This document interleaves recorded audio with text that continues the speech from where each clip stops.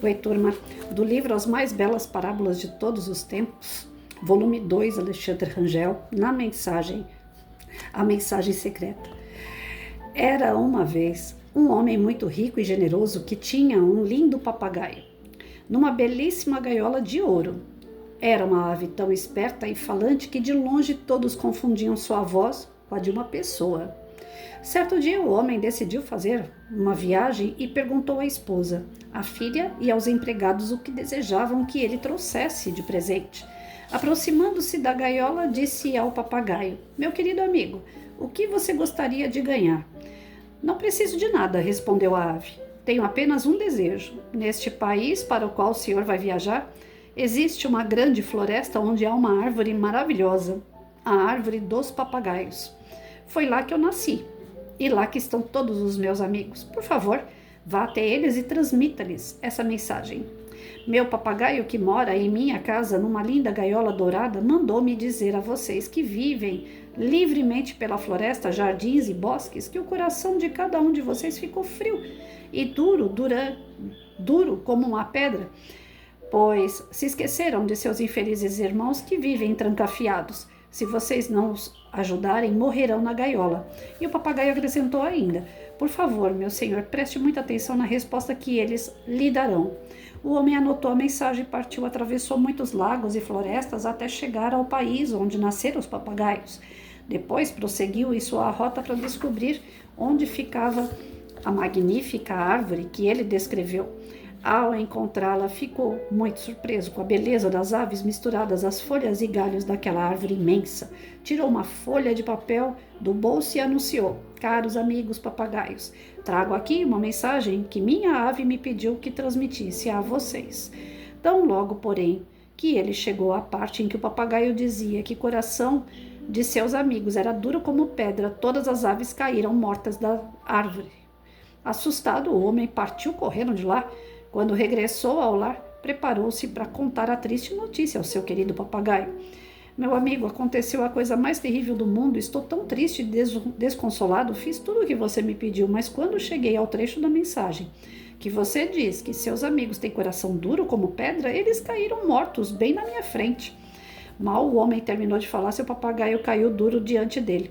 O homem chorou muito, tirou o papagaio da gaiola e o levou até o jardim para enterrá-lo. Logo que foi deitado sobre a relva, porém, o papagaio abriu os olhos e saiu voando. Só então o homem percebeu que sua ave tinha recebido uma mensagem secreta.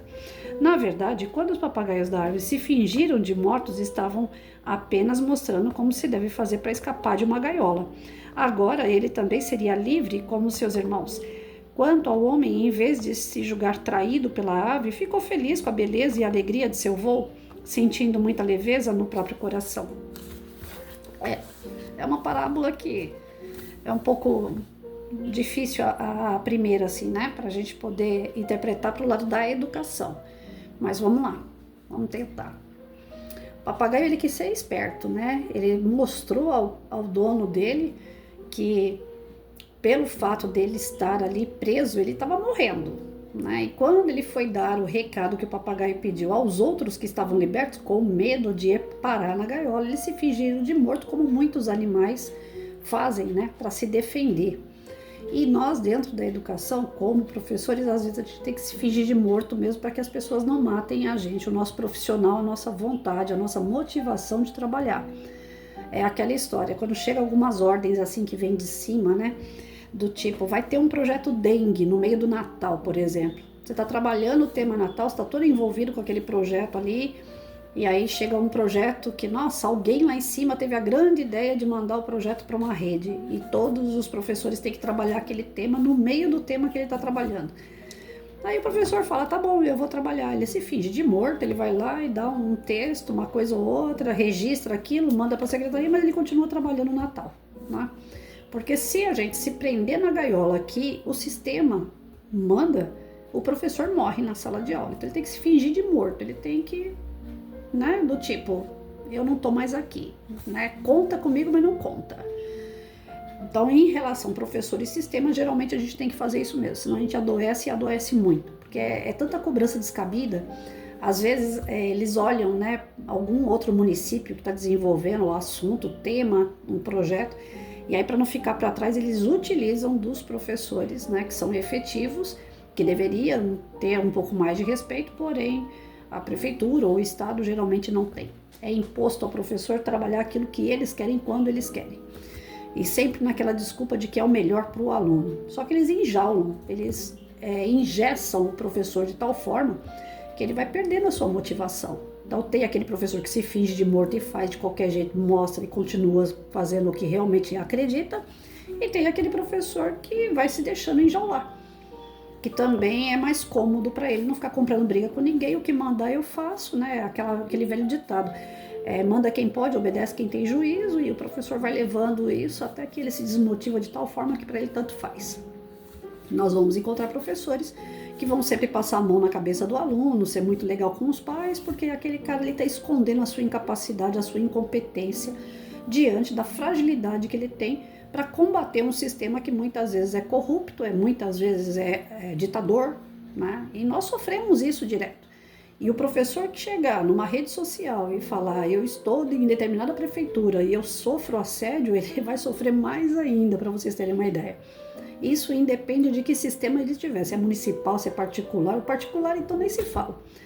Uma vez eu estava numa escola particular e eu dava aula desde o ensino fundamental 2, fundamental 2, que na época era a quinta série, até o ensino médio e supletivo. Então eu peguei todas as salas de geografia, todos os alunos que tinham naquela escola particular eram meus. E eu gosto de trabalhar projeto, eu gosto de desenvolver temas que são multidisciplinares, que são transversais, que fazem com que o aluno raciocine mais sobre a sua vida, trazendo isso para as disciplinas de história, português, matemática, ciência, geografia.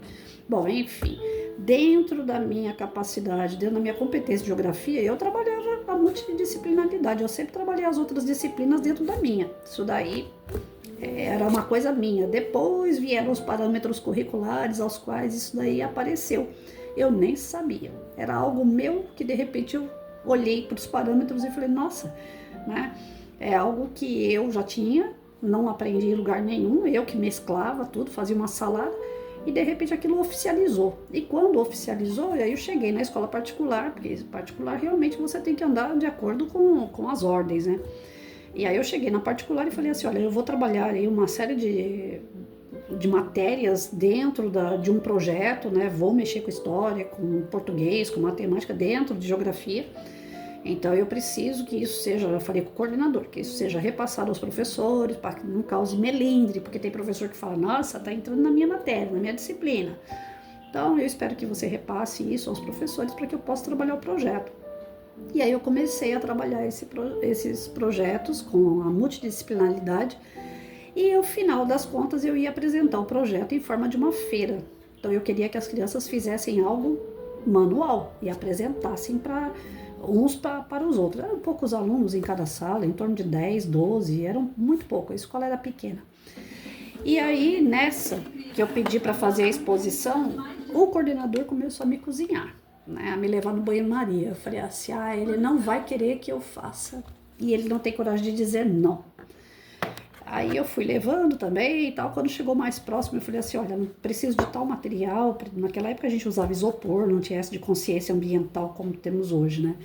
Então eu usava papel sulfite demais, eu usava a folha de isopor, eu precisava de papel crepom e fui pedindo material.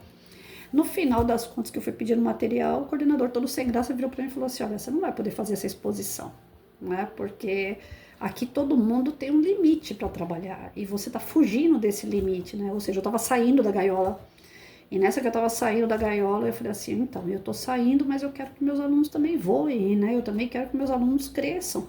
Eu quero que uns vejam com os outros o que cada um é capaz, eu quero que troquem figurinhas, isso não é possível, eu tenho que ficar ali só na sala de aula. O coordenador falou, infelizmente é isso mesmo. Então, nas escolas particulares eu tive essa experiência para nunca mais. Falei, na escola particular comigo não rola.